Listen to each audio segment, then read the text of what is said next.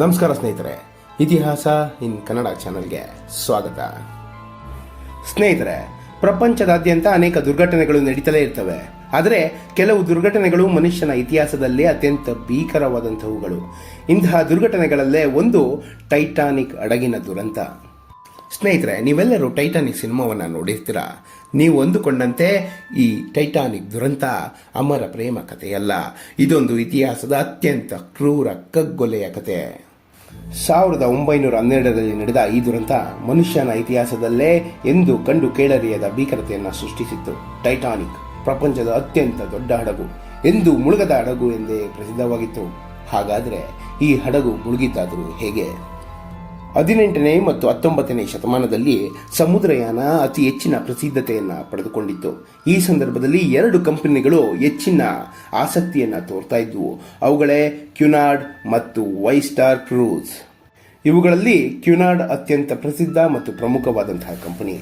ಕ್ಯುನಾರ್ಡ್ ಕಂಪನಿಯು 2 ಸುಧಾರಿತ ಪ್ರಪಂಚದ ಅತ್ಯಂತ ದೊಡ್ಡ ಮತ್ತು ವೇಗದ ಹಡಗುಗಳನ್ನ ನಿರ್ಮಿಸೋದಾಗಿ ಘೋಷಣೆಯನ್ನ ಮಾಡಿತು. ಇದರಿಂದ ಯೋಚನೆಗೊಳಗಾದ ವೈಸ್ಟಾರ್ ಕ್ರೂಸ್ನ ಸಿಇಒ ಯಾವುದೇ ಭವಿಷ್ಯದ ಯೋಜನೆಗಳಿಲ್ಲದೆ 3 ಬೃಹತ್ ಹಡಗುಗಳ ನಿರ್ಮಾಣವನ್ನು ಘೋಷಣೆ ಮಾಡಿದ. ಸ್ನೇಹಿತರೆ, ಆ 3 ಬೃಹತ್ ಹಡಗುಗಳು ಯಾವುವು ಗೊತ್ತಾ? ಒಲಿಂಪಿಕ್, ಬ್ರಿಟಾನಿಕ್ ಹಾಗೂ ಟೈಟಾನಿಕ್. ತರಾತುರಿಯಲ್ಲಿ ಈ ಬೃಹತ್ ಹಡಗುಗಳ ನಿರ್ಮಾಣವನ್ನ ಘೋಷಣೆ ಮಾಡಿಯಾಗಿತ್ತು. ಆದರೆ ವೈಸ್ಟಾರ್ ಕ್ರೂಸ್ನ ಬಳಿ ಈ ಹಡಗುಗಳನ್ನ ನಿರ್ಮಿಸೋದಕ್ಕೆ ಬೇಕಾದ ಸಂಪತ್ತು ಇರಲಿಲ್ಲ. ಹಾಗಾಗಿ ಹೂಡಿಕೆದಾರರನ್ನ ಹುಡುಕುವಂತಹ ಪ್ರಯತ್ನ ಶುರುವಾಯಿತು. ಇಲ್ಲಿ ಎಂಟ್ರಿ ಆಗುತ್ತೆ ಅಮೆರಿಕದ ಅತ್ಯಂತ ಶ್ರೀಮಂತ ಬ್ಯಾಂಕರ್ JP ಮಾರ್ಗನ್ದು. ಸ್ನೇಹಿತರೆ, ಈ JP ಮಾರ್ಗನ್ ಅಮೆರಿಕದ ಸರ್ಕಾರಕ್ಕೆ ಲಕ್ಷಾನು ಕೋಟಿ ರೂಪಾಯಿಗಳ ಸಾಲವನ್ನು ನೀಡುತ್ತಿದ್ದ. ಅಂತಹ ಶ್ರೀಮಂತ ವ್ಯಕ್ತಿ ಹಡಗಿನ ನಿರ್ಮಾಣಕ್ಕೆ ಕಾಲಿಟ್ಟಿದ್ದಾದರೂ ಏಕೆ?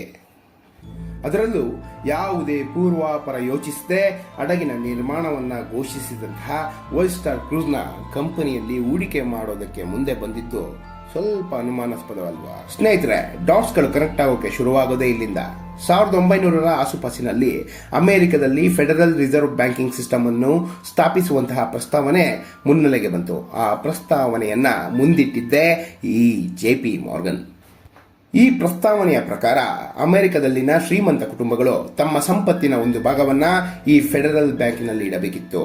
ಮುಂದೆ ಆ ಹಣವನ್ನ ಸಾಲದ ರೂಪದಲ್ಲಿ ಬೇರೆಯವರಿಗೆ ನೀಡಿ ಬಡ್ಡಿಯನ್ನ ಗಳಿಸೋದು ಪ್ರಪಂಚಕ್ಕೆ ತೋರಿಕೆಯ ಉದ್ದೇಶವಾಗಿತ್ತು. ಆದರೆ ಈ ಪ್ರಸ್ತಾವನೆಯನ್ನ ಅಮೆರಿಕದ 3 ಅತ್ಯಂತ ಶ್ರೀಮಂತ ಕುಟುಂಬಗಳು ನಿರಾಕರಿಸಿದವು.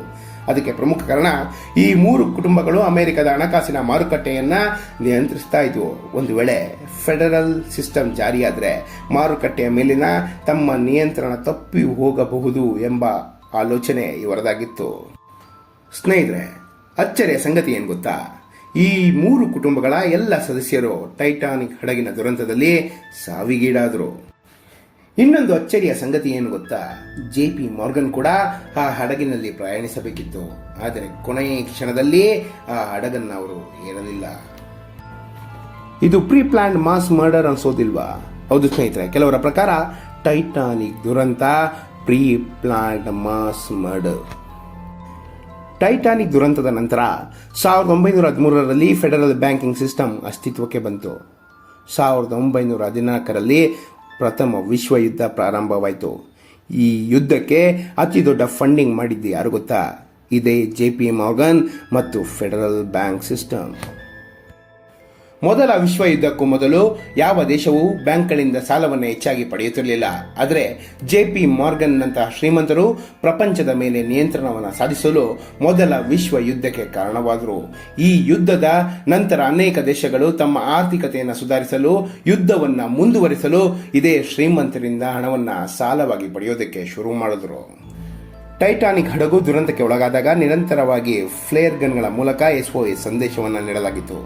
ಹತ್ತಿರದಲ್ಲೇ ಇದ್ದ ಇನ್ನೊಂದು ಹಡಗು ರಕ್ಷಣಾ ಕಾರ್ಯಕ್ಕೆ ಮುಂದಾದಾಗ ಅಧಿಕಾರಿಗಳು ದುರಂತಕ್ಕೀಡಾಗಿರೋದು ಕಡಲ್ಗಳ್ಳರ ಹಡಗೆಂದು ಮಾಹಿತಿ ನೀಡಿ ರಕ್ಷಣಾ ಕಾರ್ಯವನ್ನು ತಡೆದರು. ಅಷ್ಟು ದೊಡ್ಡ ಹಡಗಿನಲ್ಲಿ ಇದ್ದುದು 2 ಲೈಫ್ ಬೋಟ್ಸ್, ಅತ್ಯಂತ ಸೀಮಿತವಾದ ಲೈಫ್ ಜಾಕೆಟ್ಸ್. ಕೊನೆಗೆ ಜೀವ ಕಳೆದುಕೊಂಡಿದ್ದು 1500 ಅಮೆರಿಕನ್ನರು.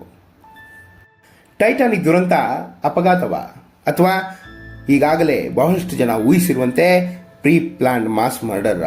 ನಿಮ್ಮ ಅನಿಸಿಕೆಗಳನ್ನ ಕಮೆಂಟ್ ಮಾಡೋದನ್ನ ಮರಿಬೇಡಿ. ಇದೇ ರೀತಿಯ ಕುತೂಹಲ ಭರಿತ ವಿಡಿಯೋಗಳಿಗಾಗಿ ಇತಿಹಾಸ ಇನ್ ಕನ್ನಡ ಚಾನೆಲ್ನ ಸಬ್ಸ್ಕ್ರೈಬ್ ಮಾಡಿ, ಲೈಕ್ ಮಾಡೋದನ್ನ ಮರಿಬೇಡಿ. ಧನ್ಯವಾದಗಳು.